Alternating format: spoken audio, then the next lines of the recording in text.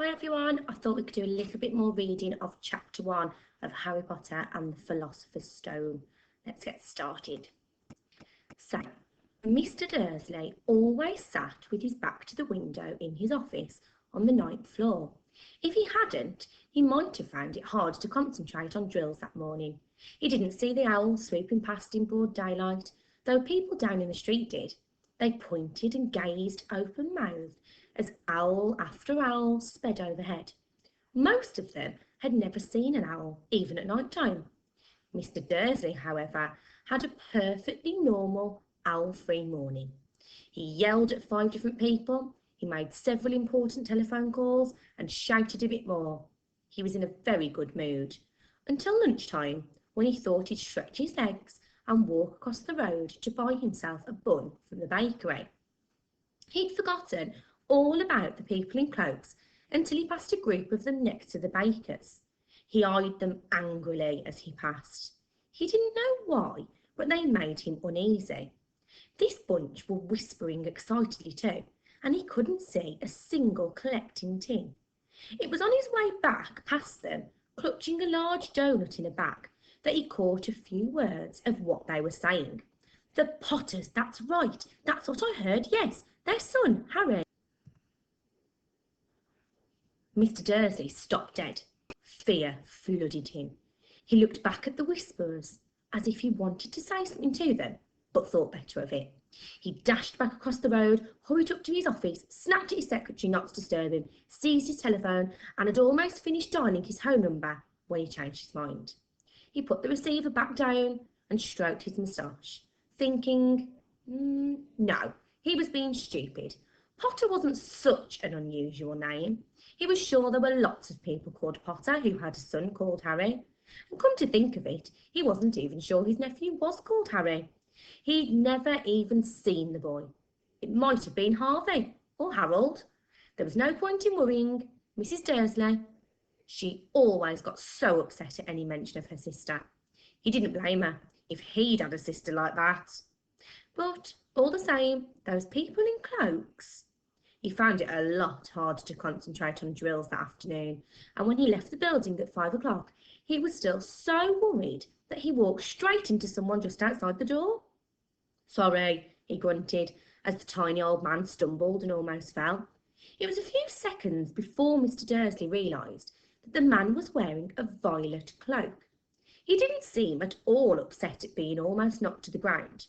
On the contrary, his face split into a wide smile, and he said in a squeaky voice that made passersby stare, "Don't be sorry, my dear sir, for nothing could upset me today. Rejoice, for you know who has gone at last. Even muggles like yourself should be celebrating this happy, happy day." And the old man hugged Mr. Dursley around the middle and walked off. Mr. Dursley stood rooted to the spot. He had been hugged by a complete stranger. He also thought that he'd been called a muggle, whatever that was. He was rattled. He hurried to his car and set off for home, hoping he was imagining things, which he had never hoped before, because he didn't approve of imagination. As he pulled into the driveway of number 4, the first thing he saw, and it did not improve his mood, was the tabby cat he'd spotted that morning. It was now sitting on his garden wall. He was sure it was the same one. It had the same markings around its eyes. "Shoo!" said Mr. Dursley loudly. The cat did not move. It just gave him a stern look. Was this normal cat behaviour? Mr. Dursley wondered. Trying to pull himself together, he let himself into the house. He was still determined not to mention anything to his wife. Mrs. Dursley had had a nice, normal day. She told him over dinner all about Mrs. Nextdoor's problems with her daughter and how Dudley had learned a new word, won't. Mr. Dursley tried to act normally. When Dudley had been put to bed, he went into the living room in time to catch the last report on the evening news. And finally, bird watchers everywhere have reported that the nation's owls have been behaving very unusually today. Although owls normally hunt at night and are hardly ever seen in daylight, there have been hundreds of sightings of these birds flying in every direction since sunrise. Experts are unable to explain why the owls have suddenly changed their sleeping pattern. The newscaster allowed himself a grin. Most mysterious. And now, over to Jim McGuffin with the weather. Going to be any more showers of owls tonight, Jim? Well, Ted, said the weatherman, I don't know about that, but it's not only the owls that have been acting oddly today. Viewers as far as Kent, Yorkshire and Dundee have been phoning in to tell me that instead of the rain I promised yesterday, they'd had a downpour of shooting stars. Perhaps people have been celebrating bonfire night early. It's not until next week, folks, but I can promise a wet night tonight. Mr. Dursley sat frozen in his chair.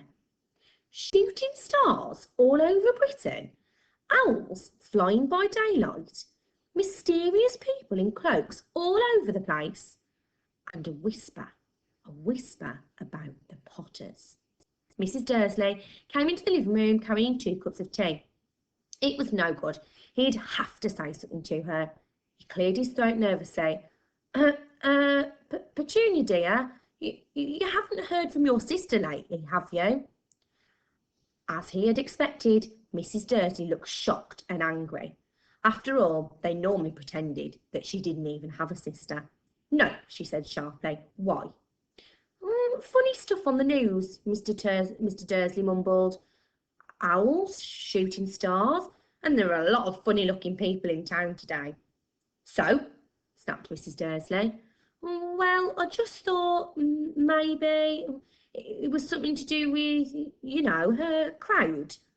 Mrs. Dursley sipped her tea through pursed lips. Mr. Dursley wondered whether he dared tell her he'd heard the name Potter. He decided he didn't dare. Instead, he said, as casually as he could, their son, he'd be about Dudley's age now, wouldn't he? I suppose so, said Mrs. Dursley stiffly. What's his name again? Howard, isn't it? Harry. Nasty common name, if you ask me. Oh, yes, said Mr. Dursley, his heart sinking horribly. Yes, I quite agree.